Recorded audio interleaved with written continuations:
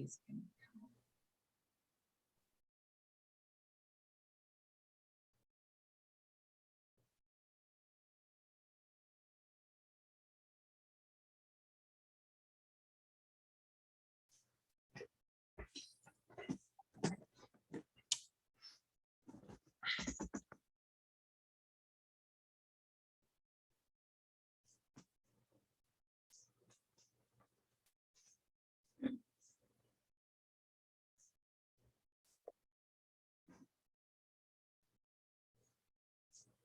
Saw a couple coyotes on High Street today. Oh, really? Yeah, right near you. Well, not really close to you, Steve, not close to that part, but closer to the high school. I've seen a fox down there Have you? in the daytime on High Street. Yep, these couple were of them. definitely not foxes. This was like a mama and a baby Yeah. coyote. Charlie's in the attendees. Yes, Charlie's in the attendees. Oh, he is, okay. Grab him, bring him over. We gotta get Charlie his direct link Yeah. back. Hey, Charlie. Hi, let's see here. Okay, I was There gonna you say, go. Julie, would you mind? I think you said last that you were gonna email someone so I could get added to the. Andy needs to send you a new link, and I'm sorry, yeah, okay, I'm gonna make it. I appreciate it. Thank you. Yeah. So Charlie, what I do is I have an Outlook reminder for all the meetings. And when I got the link for myself, I just copied it into that. And, Okay, thanks. And then Yeah, just bring that up.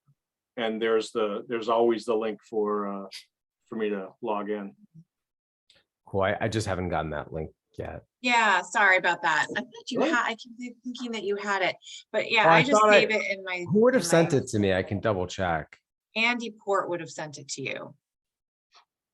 But I'll ask him to resend it just in case, and I just have a folder in my email system for Zoom links, and I just keep it in there.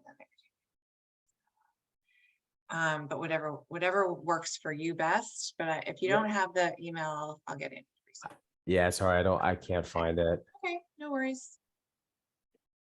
You're here now. That's Yep. all that counts. All it counts. Because you're number 4. Yeah. Ready. All right, since you are number 4, let's bring this meeting to order. It's the Newburyport Conservation Commission meeting, taking October 4th, 2022, taking place on the Zoom platform. This meeting's being recorded. The first item on the agenda is the meeting minutes from September 20th, 2022. Do we have any changes or comments? I have Motion. one small change if nobody else does. It is in the first section under Plum Island updates. Says it is expected that 300,000 cubic yards of sand would be placed along 400 linear feet of dune near Reservation Terrace. That should actually say, it is expected that, I would say up to 300,000 cubic yards of sand will be placed. And then I would say, instead of will be placed, say creating an additional 400 feet of dune near Reservation Terrace.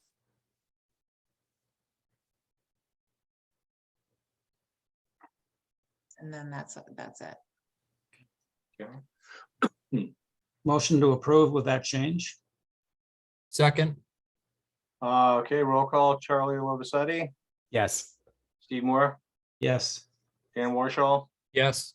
and I vote yes. All right, next item. What do we have for Plum Island updates? Anything?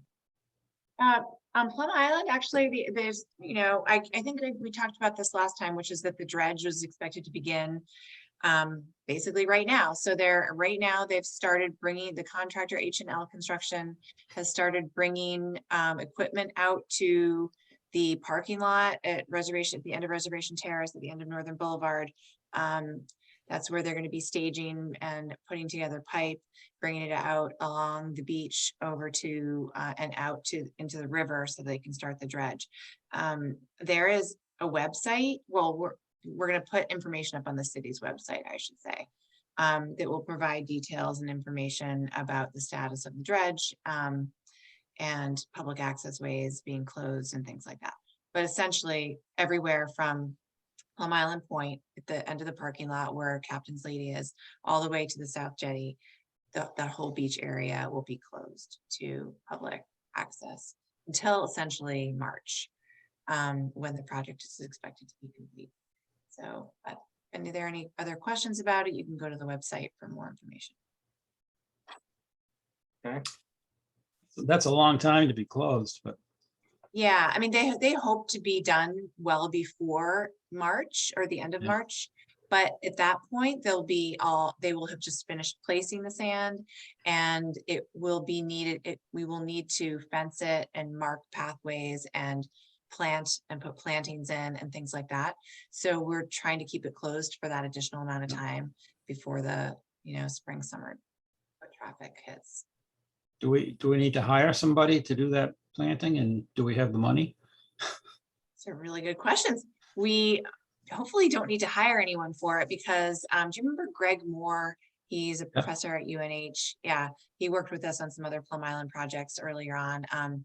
He has got another grant, a really large grant from the National Fish and Wildlife Federation, which is a second round of funding from the Hurricane Sandy program.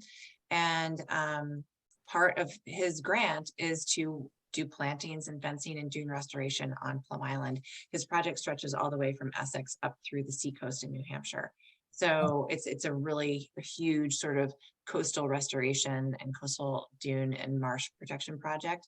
And it includes Plum Island. So we should be able to get plantings, fencing and all that kind of thing through that grant. Good. Yeah, it's good timing. He has been very useful for us, It's been very useful. Mhm. to say the least. Yeah, so we'll see how that goes, but we're working on that component of it. All right, then. Well, on to our first area, certificates of compliance, requested determinations, etc. The first item, Chris Skiba, Newburyport Development, 3543 Water Street, has requested a continuance to the next meeting. Yes, October 18th. So the 20th, Oh, was it the 20th? right? Oh, wait, no, wrong. It's the I have 18th. the wrong month up still, sorry. No, The you're right. 18th? The Yep. 18th? Yes, Okay, motion to continue to October 18th. Second, all right, roll call, Charlie Lovisetti, Yes. Steve Moore, Yes. Ken Warshaw, yes. and I vote yes. Bill's in the attendees too. Oh. No, that's Bill yeah, Manuel. that's Oh, Bill Manuel. sorry. I see that. Yeah. They But both thanks for started watching, down. Gretchen. They do. All right, They both have I had us. him confused in the minutes for a little while, so that's why I'm still confused. No worries. well, it would be very interesting considering he's camping if he actually signed in. All right, so that's done. Next item is Gary Litchfield, 3H Street, requested certificate of compliance. Yes, okay, so I don't see anybody here representing this project. Which is odd because I've been in communication with a lot of different people on this team about the certificates of compliance, but that's okay. We'll go through it. Paul if you want. Kachansky Wait, has his hand up. oh, maybe it's Paul Kachansky, okay.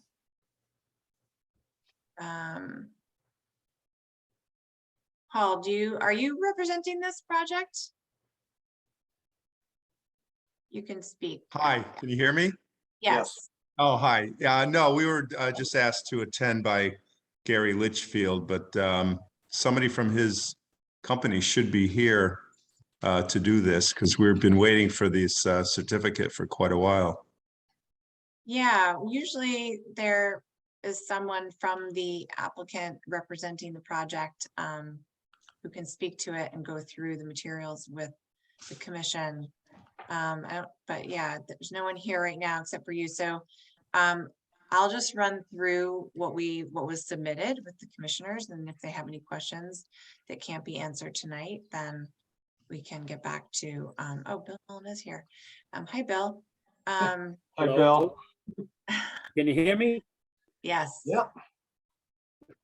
From the Blue Ridge Parkway.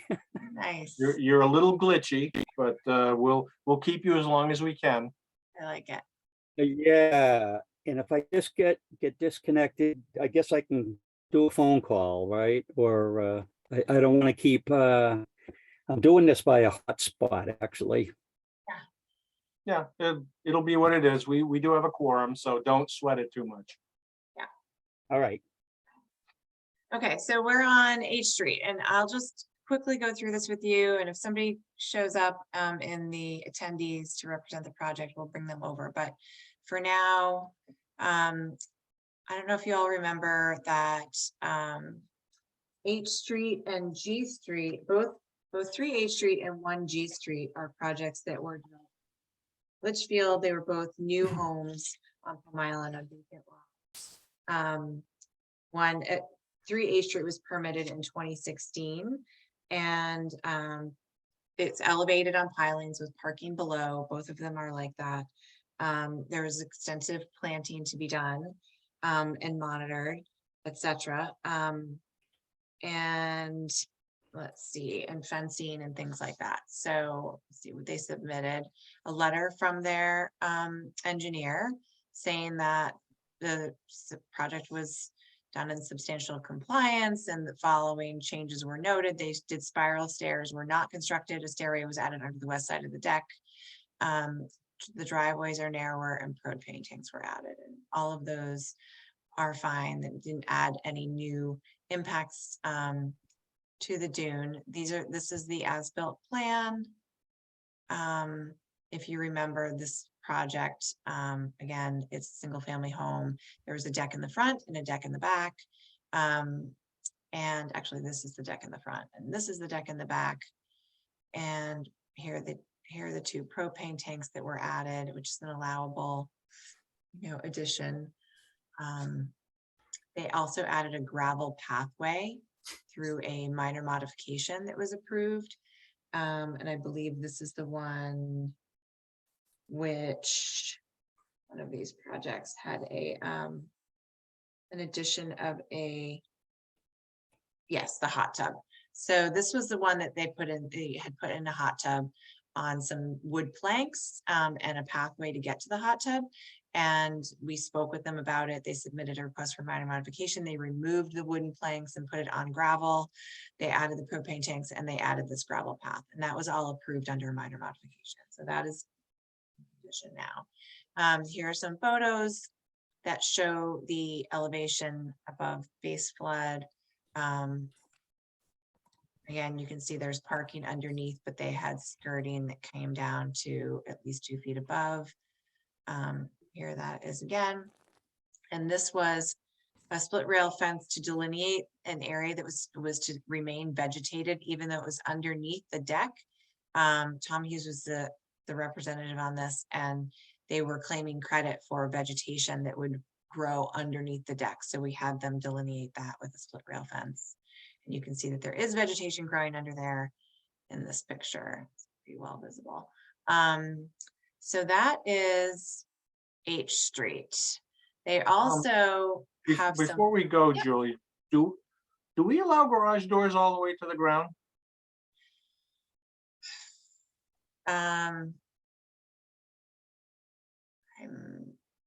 We haven't specifically allowed garage doors all the way to the ground.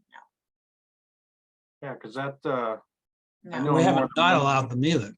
we haven't not allowed them, and we haven't specifically allowed them, right? They weren't part of the approved plan. that kind of defeats the purpose of having everything at least 2 feet above. So I don't know what people think about that. People are okay with it, then This came up recently on another project that we permitted. And we specifically didn't allow the garage doors to come down that far. And that was part of the public hearing process and order of conditions. But on this one, And they just needed to take off like the bottom panel, right? If I remember right, I right, think it was just the bottom panel. But, you know, if we already did not allow it in one place, I don't know how we can allow it on another. That's, mhm. I mean, well, this project, these two projects, G and H Street were permitted prior to this more recent one. Where the commission- correct, but the garage doors were not on the plan, right? Pardon me. Yep. Hi, Julia. This is Shelley Kochansky. I'm here with Paul. And I thought the purpose of this was to confirm that the vegetation was growing, that the grass was growing back, that the builder planted the grass that he planted in the spring, and that it covered the appropriate amount of space that it was supposed to cover. Isn't that That's just about the correct. grass? That is correct. It is to make those confirmations about the plantings. But it is also to confirm that the home was constructed according to the approved plans. So that hadn't happened a long time ago before we bought the house? No, it hadn't. The building department issued an occupancy permit. I do not believe there was a certificate of compliance issued for this project. It would have had to have been a partial certificate of compliance. Right, and I thought everything was compliant except for the plantings. That's what we understood, like everything complied, the stairs were moved, like all of that stuff happened before we moved in. The propane tanks were put there, the stairs were moved, that fence, that split rail fence, all that happened before we moved in. And then once we moved in, we were told that there was all this grass that had to, you know, be planted, and it had to grow a certain amount to cover a certain square footage. And so that's what the builder's been working on, is replanting the grass over and over. And we did extra plantings. We presented our plan, which was approved, to do that post and rope and to do that little pathway and to put in the hot tub and to do extra plantings. We've planted a significant amount of native plantings throughout the entire property. And that was our understanding of what this, now the builder had to just comply with the grass covering the amount of area that it was supposed to cover, not like constructional items. No, well, that's all part of a certificate of compliance. It has to comply with our regulations and ordinance, as well as the state regulations and ordinances. It's the entire project that gets approved through a certificate of compliance.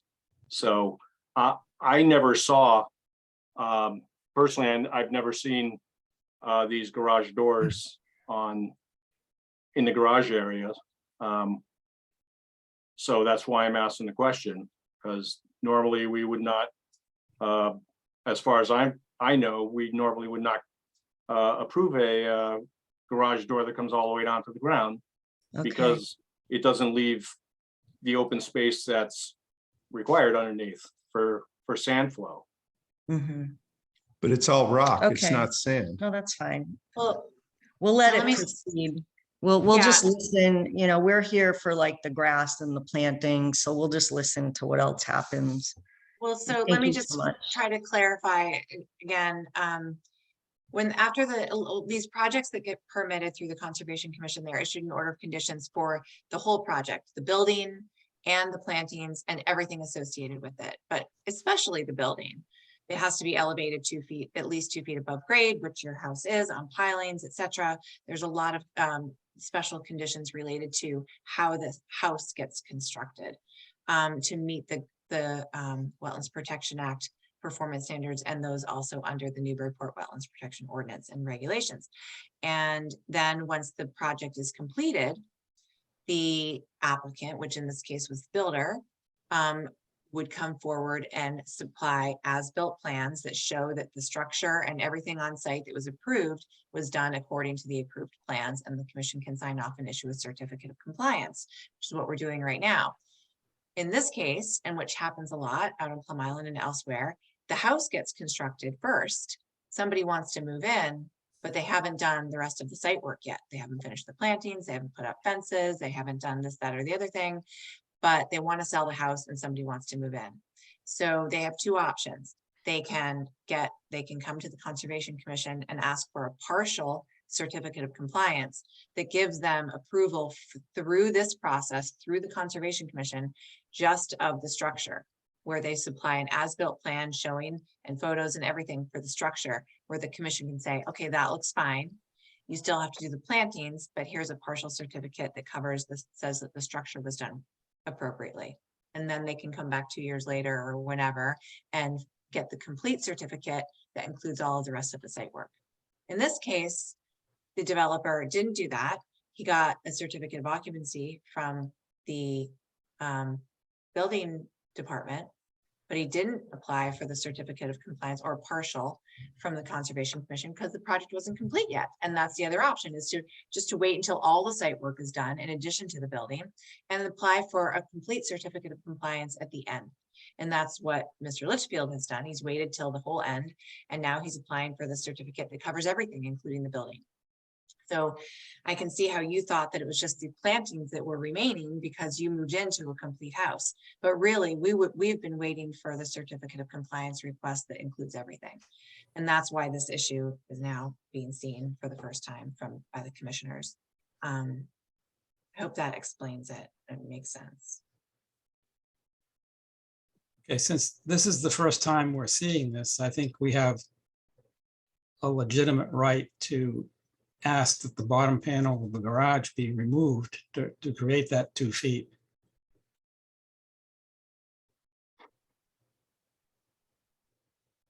You know, it's consistency for us too.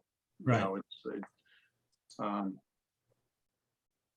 There are homes all over Plum Island with garage doors.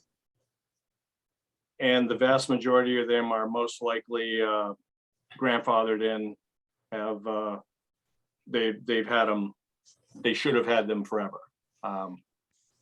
And do you have a copy of the builder's plans, like the architectural drawings of the house? Because I think there are garage doors on those architectural drawings. Can I make a suggestion? Why don't we, if it's possible, for you all to continue this to October 18th? And in between now and then, we can get a copy of the elevation, architectural sketches and drawings for this and see whether or not these garage doors really were approved or whether they were not and added after. And at the same time, we can get maybe Mr. Litchfield or his architect or engineer to come in and weigh in on this as well, since no one else is here tonight. Yeah, that sounds great. Okay, Thank that you so sounds good. much. Yeah, Thank you. I'm good with that too. Okay, I will clarify things, I think. And I believe that might be the same case for G Street, which is up next. I think it's the same setup.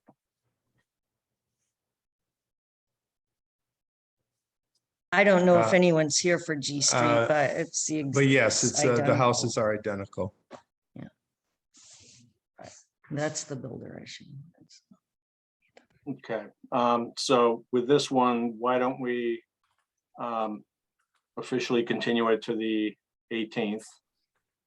And we'll look at the next one and go from there. I'll make a motion to continue to October 18th. Second that. All right, roll call. Charlie Olivesetti. All right, I'll skip Charlie for now. Go to Steve Moore, Yes, Bill Mullen, Yes. Dan Warshaw, Yes. and I vote yes. All right, next is, where are we at? We're at G Street. All right, Gary Litchfield, 1 G Street, request for certificate of compliance. This is essentially identical construction project on a lot, just one street over. It was a vacant lot as well. It's an elevated house with parking underneath. Again, the spiral stairs were not constructed and stairs were added under the deck instead, and propane tanks were added. So this is a very, very similar project. Here's the as-built plan for this project. And these are the photos. It almost looks like you're looking at the exact same house. Yep. Here's below the deck. In this case, again, there were spiral stairs that were to be coming down outside of the footprint of the proposed deck, but they were shifted to underneath the footprint. And that was also approved earlier on. And then they have, for both projects, there are photos of the planting areas on site. This is G Street. Julia, does G Street have the same split rail fence delineating a planting area supposed to be, is that supposed to be there? Yes, this split rail fence. So on G Street, I believe that everything on site outside of the footprint of the driveway, pathways, etc., was to be planted. That looks a little And- sparse there. That looks like there's most of that is unplanted. Yeah, so the special condition in the order of conditions says that at least 25 of the 29 trees proposed in the planting plan should survive on the site after 2 growing seasons, and that all other areas outside of the building and driveway footprint are planted. So that would include all this area around the fence. I believe a lot of it was planted, but as the report from the, this is H Street, these photos are actually of H Street, which is doing a little bit better than G Street in certain areas, but yeah, as you can see, it's pretty sparse in certain parts. That but doesn't even look sparse. That looks like it wasn't planted right. in a lot of, in large areas. Yeah, and it could be, and is referenced in the letter from the landscaper. Because of the drought and things like that, he notes that grass is struggling a bit, likely due to the drought conditions over the past couple of years. A lot of what was last planted is there, but is not thriving or spreading. And I believe that's probably the same on both, but I think H Street is doing a bit better than G. Yeah, and honestly, I don't know if they get a pass because there's a drought, because people have to truck in water. People, they have to plant trees that get planted during a drought, and they could have brought in water if they wanted to. And if it's not the way we said it needed to be in the order of conditions, and yeah, this is another one too. Yeah, I would suggest we continue this because of the garage, but if the plantings are not surviving, so I don't see us issuing a certificate of compliance. Yeah, Yeah. I'm not comfortable with that at all at this point. So since there's no one here to represent the applicant, I guess our option is really either to, just we can either say no or continue it and give them a chance to speak about it. Yeah, I would think continuing would be our first step, and then we can discuss it on the 18th. Motion to continue to the October 18th meeting. Second, All right, roll call. Charlie Lovisetti, Yes. Steve Moore, yes. Dan Warshaw, Yes. Bill Mullen, Yes. and I vote yes. All right. I'll let the applicant know that not only was it continued, but the reasons why. and what you're hoping to have them address. Okay.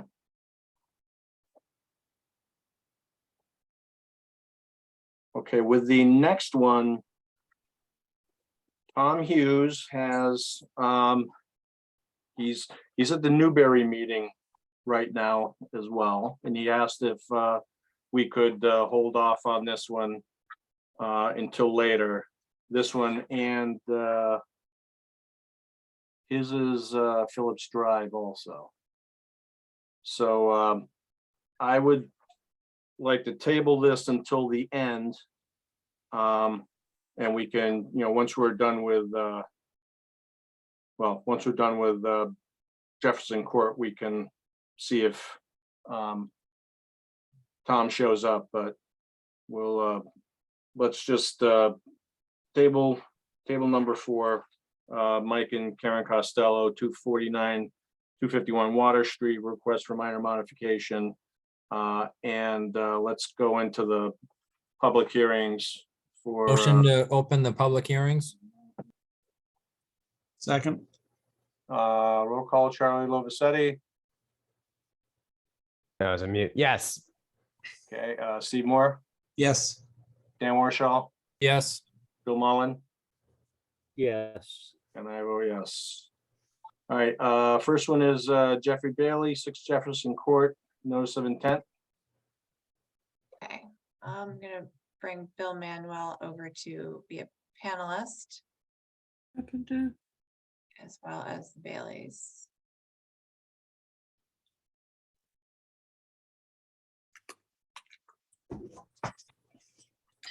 I'm gonna let Tom know that we're starting this. Okay. That was just. Okay. So this is Bill Manuel, Wetlands and Land Management for 6 Jefferson Court. We had our first meeting and we had, I thought was a very productive site walk about a week ago. And since the last time we met, we have received our letter from Division of Fisheries and Wildlife with respect to the endangered, the estimated habitat and priority habitat. It is the habitat of Atlantic sturgeon and short-nosed sturgeon. And the letter does not put a time of year restriction on it, on the project. It recognizes the proposal to use the helical anchoring systems and the elastic roads, and with those sorts of measures, then they believe the project will not have a take or have an impact on the mapped priority habitat or estimated habitat. They also noted in their letter, page 2 of 3, if bedrock is encountered and the Conservation Commission assents, then the helical anchors that were refused by bedrock can be replaced with permanent bottom mooring attachments, such as an eye bolt mortared into the rock or something of that nature. But we won't know that until we actually attempt to do the helicals. And but we'll certainly give that a try first. The other thing that we submitted to the commission was a mitigation plan for the loss of that single pine tree. And we suggested that we would install 6 native species shrubs. I had a suggested list of plants that included red cedar, bayberry, sweet fern, sweet pepper bush, common juniper, arrowwood, or any other native species that is available at the nursery and it would be appropriate for these conditions. We suggested that, here's where the lost pine tree is here, and we suggested that we would install the shrubbery over and on the northeasterly, I forgot I'm not using my cursor, over in the sort of the northerly corner of the property. And because we did talk about views and, we didn't want to plant a tall tree that might impact folks' views. So we suggested, instead of one to one, we suggested 6 shrubs that 3 to 4 feet tall. They're fairly substantial size, but we could put them on that graded side slope, and they would provide, sort of build off the vegetation that's there, provide additional bird habitat, small mammal habitat. And we'd be down over the crest of the hill, and it probably would not impact anybody's view for many, many years if it even gets to the top of the slope. So we thought that was a good location. Of course, everybody that was there saw the bedrock outcrops. Again, we thought, this is probably our best chance to find the appropriate soil of the depth that could support the shrubs. So that's why we're suggesting this location, but also my note, wherever sufficient soil depth can be found. So if we can't find it here, then we either import some or look for a different spot on the property. But at the end of the project, you will have 6 replacement shrubs. So that was the extent of the new information. If the commission has any questions, hopefully I can answer them tonight.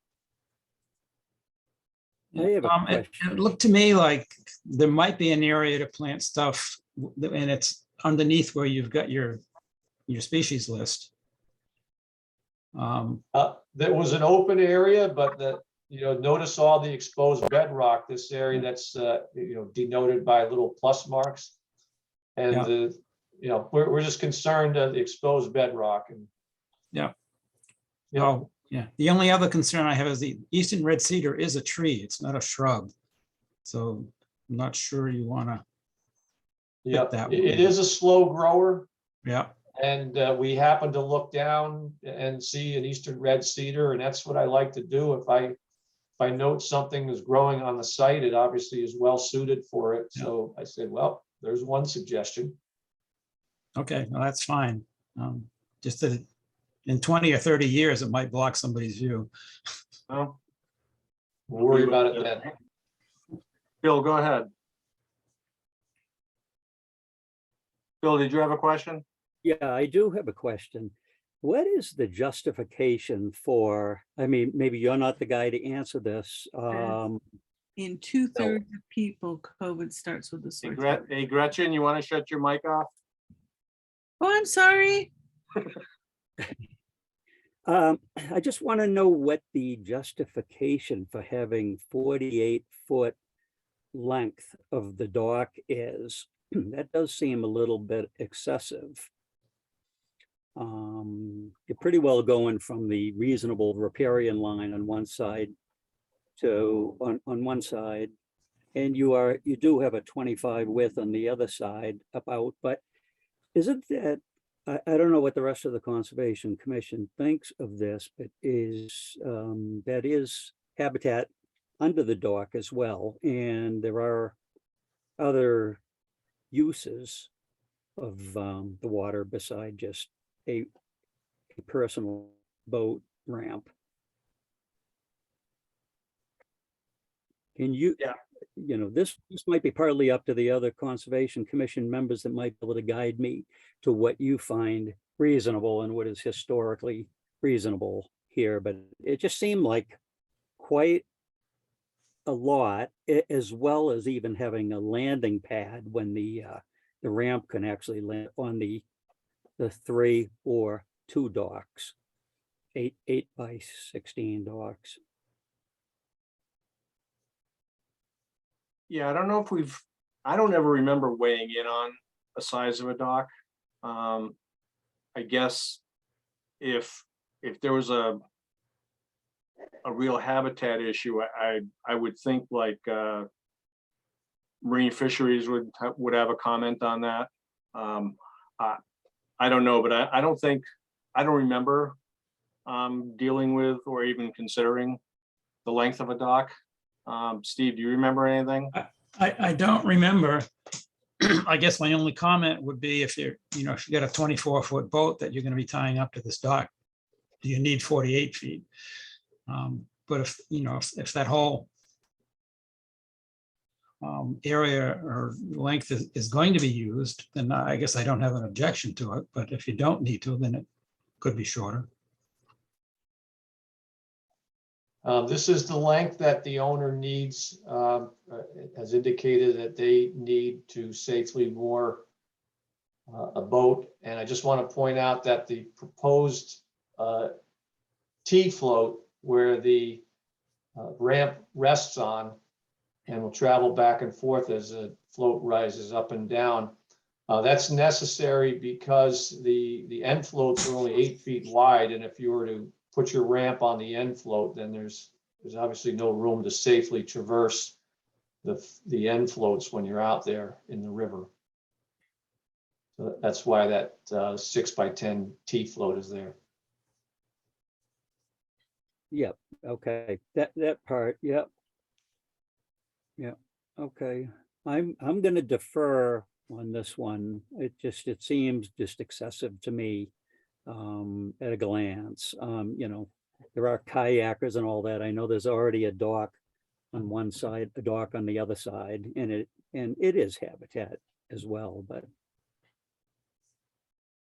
Well, we've already got the letter from Natural Heritage that states that it does not affect the important habitat of it doesn't affect rare wetlands wildlife habitat or priority habitat. So we're pretty safe on that. These floats are in water the entire time.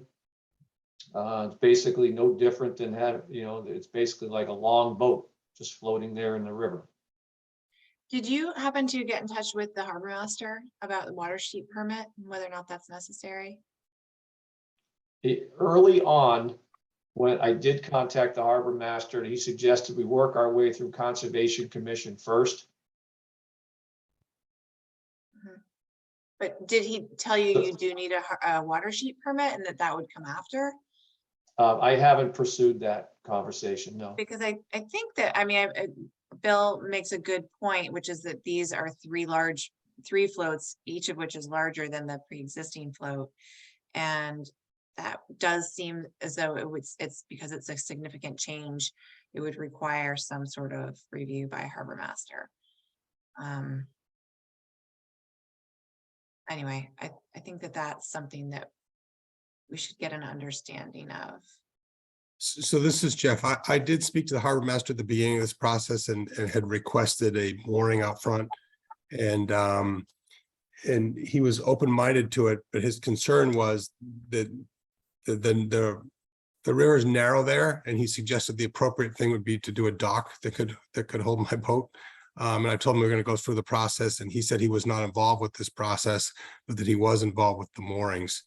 So he's aware that we want a dock. He was concerned about a mooring because of it narrows down right there for the bigger boats going by. So he preferred the dock to the mooring, frankly. And he knows. So if, assuming we approve something like this, next step would the harbor master necessarily get notified of this?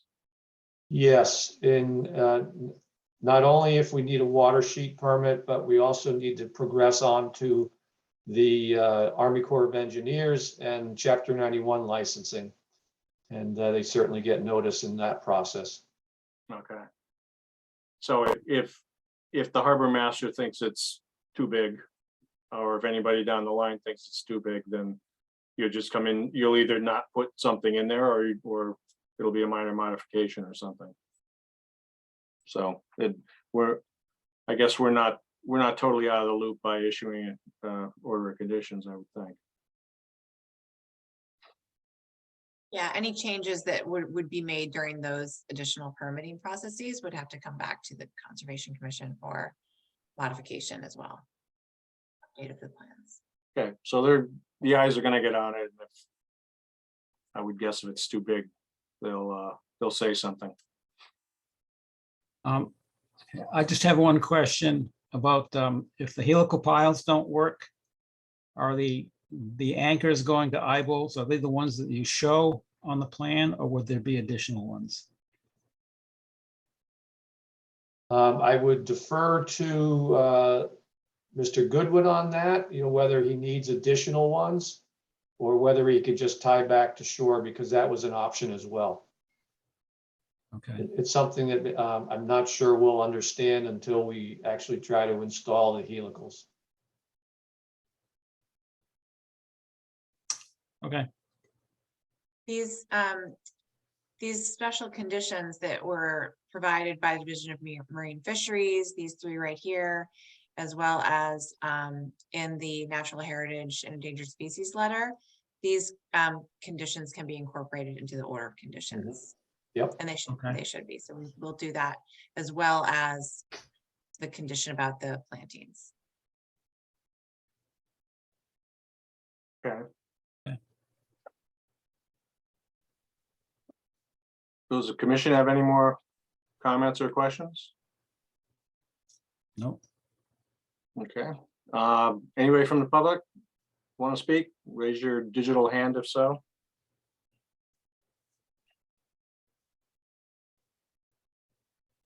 Seeing no digital hands. What would we like to do? I'll make a motion to close the public hearing. Second, All right, roll call. Charlie Lovisetti, Yes. Steve Moore, Yes. Dan Warshall, yes. Bill Mullen, Yes. and I vote yes. All right, thank you. All right, thank you very much. All right, I do not see Tom in the anywhere in the attendees list, so I'm gonna text him right now. He told me to let him know when we're done with Jefferson. okay, let's take a 2-minute break. At least now he doesn't have to run from Newbury to Newburyport. What we could do right now is we could do the order of conditions for Jefferson. We can. I suppose we can go ahead and do that without closing the public hearings. Normally, we would, well, this hearing's closed anyway, so. Okay, let's go on to the order conditions for. That is 6 Jefferson Court. Okay, so in terms of special conditions, what I've heard, obviously from the Division of Marine Fisheries, we have the special condition about dock height should be at least 1.5 to 1 height to width ratio with construction over salt marsh. We can put that in. We can also put in construction equipment and practices should be planned to minimize impacts to salt marsh and mud flat. Equipment should be not stored in resource areas and temporarily disturbed areas should be restored to pre-existing conditions. And as per DEP guide to small dock and piers, floats should be removed in the off season and stored upland of resource areas, including salt marsh. Those we can add in. And then in addition, we have 3 from the Natural Heritage and Endangered Species Program, installation, use, maintenance, repair, and replacement of, let's see, the moorings, I guess is what they're referring to. Conservation moorings must also incorporate conservation moorings and elastic roads unless otherwise allowed by the division.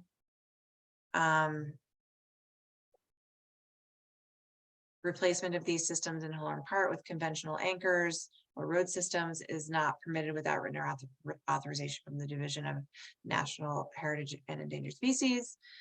And then if bedrock is encountered by, and the Conservation Commission agrees, the helical anchors refused by bedrock may be replaced with permanent bottom mooring attachments, et cetera, et cetera. So I will rewrite those to be appropriate as conditions in the order of conditions. And then we have the planting one, which would be that to mitigate for the loss of 1 mature white pine, the applicant shall install 6 native shrubs in accordance with the shrub mitigation plan for 6 Jefferson Court dated September 27th, 2022.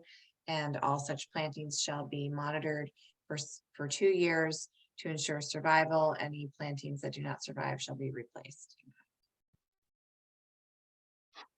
Anything else? Yeah, how about the method of removal of the docks and the ramp? You know, we don't want them dragging it right up the side of the bank. I mean, that was verbally stated how they'd be removed, but that being the order of conditions.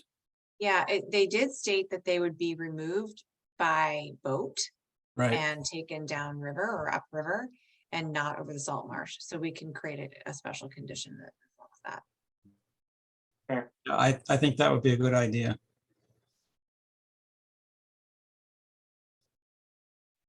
Okay, so docks and floats, when removed seasonably, shall be removed by boat and not across the adjacent salt marsh. Right.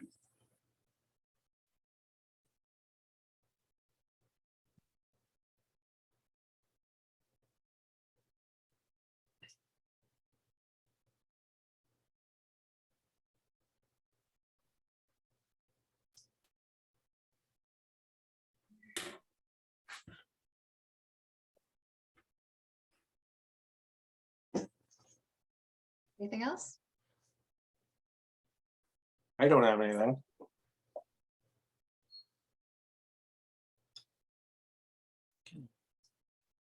Motion to issue the order of conditions for 3 Jefferson Court.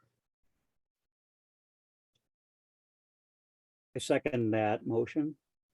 Okay, roll call, Charlie Lovisetti, Yes.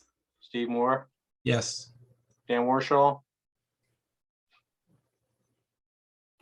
We'll skip Dan, Bill Mullen, Yes. and I vote yes. Okay. All right then, Tom is still not here. Just got a text, he just sent a text saying he'll be 5 minutes. Okay, So, Mike House, yeah, okay. As he told his client as well. All right, then let's do we'll do a 5-minute recess. And unless somebody has something they want to talk about, but we are in public comment time, so let's go into a 5-minute recess. Give Tom some time to come here. It's a small technicality, but the address is 6 Jefferson. I don't know if that matters. I know what you're intent. oh. And 6 Jefferson, in what sense are you? My Just a my motion. motion was to issue the order of conditions for 3 Jefferson Court. Oh, I got it. apologize. Yeah. Oh, there's So- Tom. Okay. I rescind I'll my. amend that to 6 Great. Jefferson Court. Very good. That was exactly the time we needed for Tom to show up. So thank you, Jeff. Sorry about that. And thank you for your approval.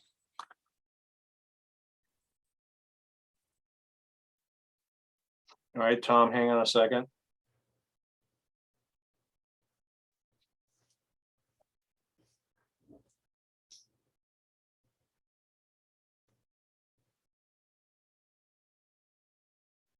All right, so let's move on to Philip Cootie, 22 Phillips Drive, notice of intent. Yes. Okay, sorry, I'm trying to get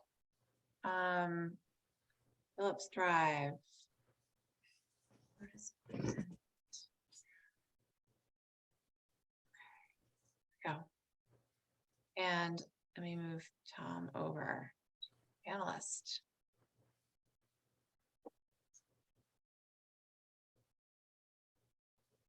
All right. Tom, let us know when you're ready.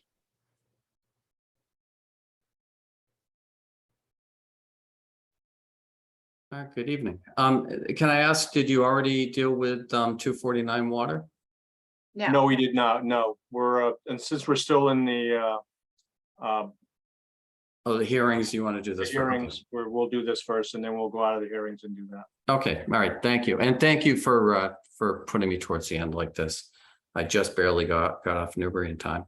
All right, so Tom Hughes with Hughes Environmental Consulting. I'm here on behalf of Phil Cootie, who is looking to put an addition on the on his house in the buffer zone, and And if we can maybe go down through, I think you guys all know where this neighborhood is, but it's, on the opposite side of 95. And I think you've recently had a notice of intent for drainage improvements in this area. You can see on the aerial photograph, the wetland line is located in the back, kind of on the inside of this Phillips Drive circle. There's a wetland area that essentially is collecting drainage, both some from the street, but also from the homes. It kind of collects in the center, goes through some sort of swale-like features and starts forming a stream, and it eventually flows under Phillips Drive. If we can go to the next picture. This just kind of gives you a better idea of kind of the neighborhood. You can see back behind the home, you can see that area of wetland. And you can almost see there's a ditch-like feature. You can see there's a fence behind the house back to the right, behind the neighbor's house. You can see that kind of ditch-like feature that crosses it. No, but the other way, right there and going back. And there's actually a section that is piped, but that is kind of where the water kind of runs. If we can go to the next. The next is just kind of a photo sheet. I've got that aerial in it, and just pictures of the wetland boundary and of the house. Just to kind of give you an idea of what it's like. Portions of that drainage swale, you can see that drainage swale in the bottom center. That's the one we were just looking at on the aerial. You can see part of it is a gravel base, and it kind of enters into a pipe, goes out on, and daylight's on the other side of that fence. And then you can see kind of a picture from down the bottom left of the back of the house from the wetland area. There's a shed down in that area near the wetland line that is kind of on the bottom right. I can't actually see the shed on my screen because you guys are in the way, but I think you get the idea. And if we can go to the next slide, that's the site plan. So you can see we've got a limit of work that's set outside the 25. The addition itself is outside the 50, and we're actually removing a swing set that encroaches into the 50 slightly, right where the addition is going. You can kind of see the slide coming off of it crosses the 50. There's also an expansion of the deck and a proposed deck on the addition. So it's pretty straightforward. Any stockpiling would be outside the 25, but in reality, most of the material that comes out from the foundation hole is going to be put into trucks and taken off site. There'll be very minimal stockpiling on site. With that, I mean, it's pretty straightforward. It's a buffer zone project. But we filed this as an NOI because it's a fairly large addition relative to the existing house size. So I'm happy to answer any questions.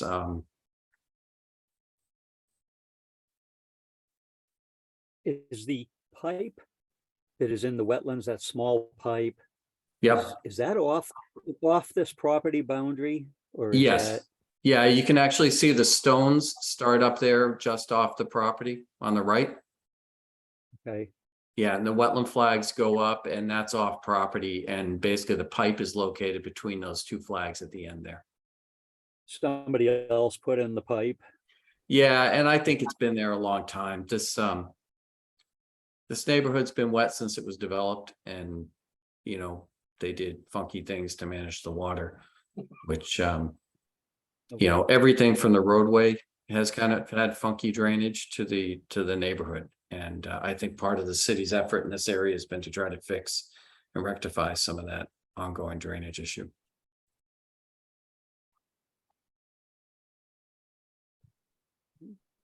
Yeah, we were out there on a site visit last winter, weren't we, on the cities? And have they started that work yet? Yeah, well, they haven't started construction yet, I believe, but they just did put down the erosion controls and the DEP sign is up. So they should be starting any day now. Okay.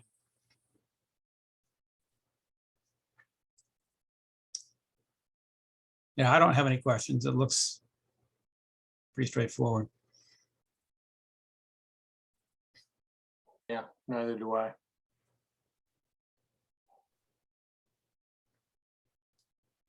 Tom, is that limit of work, is that going to be an erosion control? Yes. Yes, yeah, that is an erosion control line. I think the label right there on the right, Yeah. although the font looks a little messed up on the screen, does say erosion control.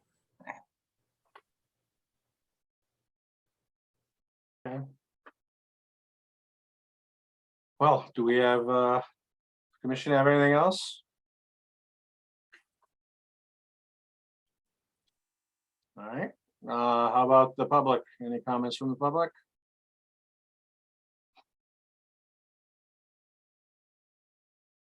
All right, I know both of them know how to raise their hands and they're not, so. Can we get a motion? Motion to Motion to close the close the hearing. public hearing? No, Dan was first. Oh, okay. I'll second. Roll call, Charlie Lotisetti, Yes. Steve Moore, Yes. Dan Warshall, Yes, Bill Mullen, Yes. and I vote yes. Thank All you. right, thank you, Tom. Now can I get a motion to close the public hearings? So moved. second, Roll call, Charlie Lotisetti, Yes. Steve Moore, Yes. Dan Warshall, yes, Bill Mullen, Yes. and I vote yes. And last but not least, we have Michael and Karen Costello, 249, 251 Water Street, request for minor modification. Okay, good evening. Tom Hughes with Hughes Environmental Consulting. So Michael and Karen, you guys did a few site visits out here. I think you may recall this project. And they've been working on the house, and now that the house has started really coming together on the inside, they've been paying more attention to the outdoor components and realizing that Mike's original thought of not wanting to mow any lawn kind of put him in a bad spot with the fact that they've got a dog that needs to be walked a little bit. So we revisited the landscape plan, and I know at the time we talked to the commission about having some good shrubs there to kind of provide some friction to the flood storage. But we had also put in a whole bunch of perennials, and what we've done is essentially drop down the perennial count quite a bit, and we've gone from 21 to 23 shrubs. So we still have the flood friction involved, but we are proposing that we maintain some lawn back there. The other thing that they've realized is having two small patios was really just going to be kind of awkward and not give them the sitting area they really wanted. It was going to kind of bifurcate it. So they've just opted to go with a single patio area. And pretty much that's the main thing that they also wanted to put in order to improve the drainage up along the wall. Some sort of large cobbles, riverstone along the back of the wall. And then to demarcate the property line on the right, there's a flush curb that essentially just makes a stripe in the ground. It's not raised. It just, kind of marks the property line there on the right. So overall, I think the changes are really minor, and we're just looking for that minor revision approval. Overall, we're reducing hardscape on site over what was approved. Tom, can I just interject? I just want to clarify a little bit because I'm not sure we've just covered this. Yeah. That the changes include eliminating these two in red that you see, these two patios, correct? And Right. creating one patio in their place. Oh, Right. okay. So these two go away. This was originally approved, and instead we have one single patio and that results in more contiguous lawn space. And then in addition, these proposed pavers or cobbles that run all the way alongside the house from Water Street back are going to be removed. And this is just going to be vegetated, correct? Right. And we get rid of, if you see, we had proposed granite curb around the old patio. that goes away and we have a shorter length along the consolidated one. Yep. In there. So I guess my one question though is that I can see on this plan, it's confusing to read because we have in red proposed patio. and Right, then we right. have The black. red elements are going away from what was approved. So Okay, the red elements were approved and going away. and And but then, does it show that on this plan? Because I see the new patio, right? And Right. it does say, new patio. But there's nothing that says that these pavers are going to be eliminated, or am I missing it? I think that's also, Steve provided you with the actual minor, the written request, and I think he Yeah. references that. And I think that maybe what the commission could do would be to condition this go forward with the submission of a clean plan that Yeah, provides you with just the net. So in other words, we get rid of even showing the old fire pit and all that kind of stuff that was proposed and approved. I and we think that just- would be super helpful in terms of when we get to the certificate of compliance phase, that we know exactly what we're looking at and that it was built according to that new plan rather than this. Yeah, so I mean, Steve's away, I think, till the end of the week, but we can easily have him just give you the net result plan. That just takes all the red stuff totally off the plan, and then you've got your plan that we're proposing now. Right, because it's explained in the written request. It's just very difficult to follow on this. So that would be great. Yeah, and if you can show in that plan what you're gonna plant on the left side there in the red hatched area. Yeah, there are, so that's gonna be lawn, basically. That's just gonna be lawn. Okay. Yeah, but what we've done is the green areas, we've increased the shrub count there. Those were the areas largely where it was all perennial, like flowers, cone flower and things like that, that were gonna be around their patio. I think when they first picked up the property, Mike was thinking, I'm done with lawn, I don't want to have to mow lawn anymore. And so we not only did the shrubs, but we did a lot of landscape that wouldn't require that kind of maintenance. And then they're kind of realizing that they do need to live there and live in the backyard and be able to take the dog out and, enjoy the spot by the river. And they kind of left themselves a really tight space. Julie, can you turn on Mike Costello's mic? Yes, sorry about that. Thanks, Mike. Attention. Yeah, go ahead, Mike. You can unmute yourself. Yeah, perfect. Thank you very much. I'm glad my picture's up and not what I look like in a t-shirt. So thank you.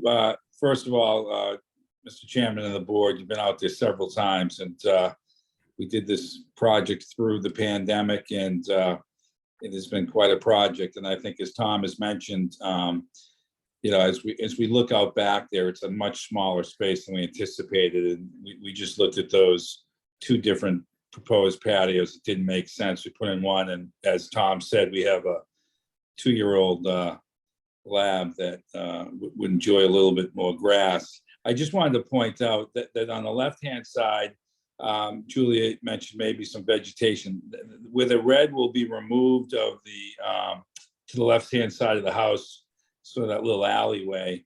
We're going to take out that hardscape, and we were going to propose just putting some stone down there, because that's where really you got some utilities, you got the gas meter, etc. So it would just be a stone, some stone down there that would be, permeable. So that would be sort of the plan. So, Okay, so you're talking crushed stone? Yeah. Okay. Or grass, whatever you guys want. I mean, I think we just going to take out the hardscape itself. So.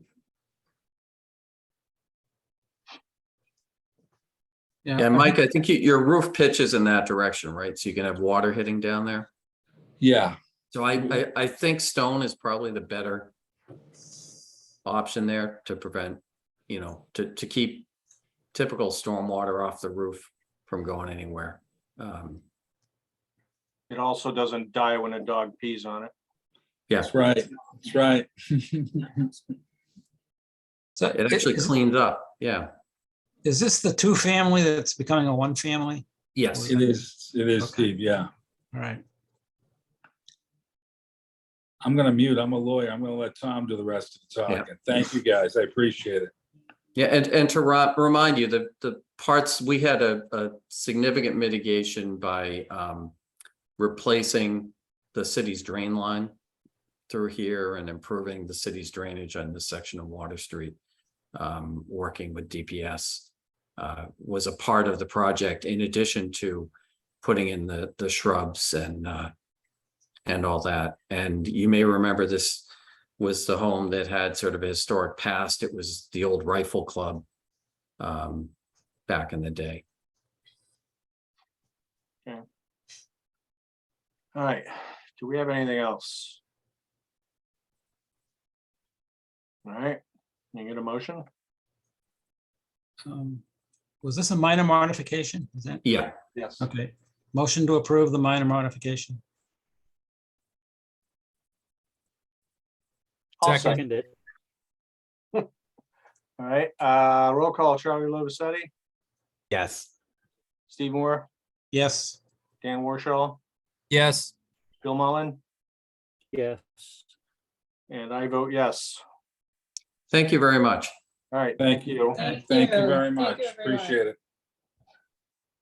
Okay, last thing is the order of conditions for 22 Phillips Drive.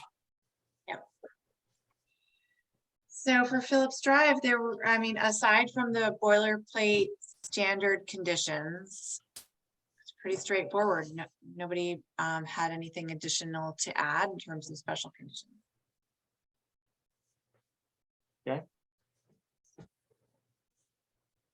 Motion, Motion to issue the order of conditions for 22 Phillips Drive. Second. anybody? There you go, okay. All right, roll call, Charlie Lovasetti, Yes. Steve Moore, Yes. Dan Warshall, Yes. Bill Mullen, Yes. and I vote yes.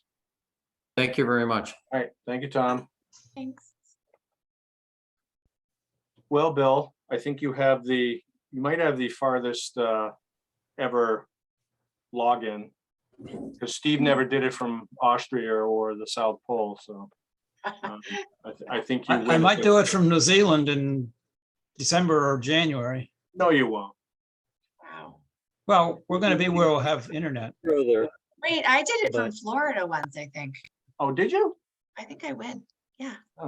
Yeah, well, you would. I don't think you told us where you were, Julia. You just were in a mysterious that might be it. location. No, I take that back. I did something else, a webinar from Florida, but the farthest I think I ever was Vermont. So yes, I think Bill still wins. Yeah, that was the one where you lost power or something, and Right. that was a fun night. But Steve will win, and I'm not sure anybody can beat him other than going to Australia. So if he can do it, but it's gonna be in the middle of the night, so he's not gonna. No, it won't. No, It'll be in the middle of the day. Oh. It's about a 16-hour difference, that's right. You'll be ahead. and it's the Wow. next day. I Yep. think you all should take this as a challenge. Well, hey, there you go. I'll top it soon, but let me just tell you what it is so pitch black right now where we are. We've got to drive back to the campground about 3 or 4 miles. It is pitch black. Wow. Holy. Yeah, it got dark really quick behind you there. Yeah.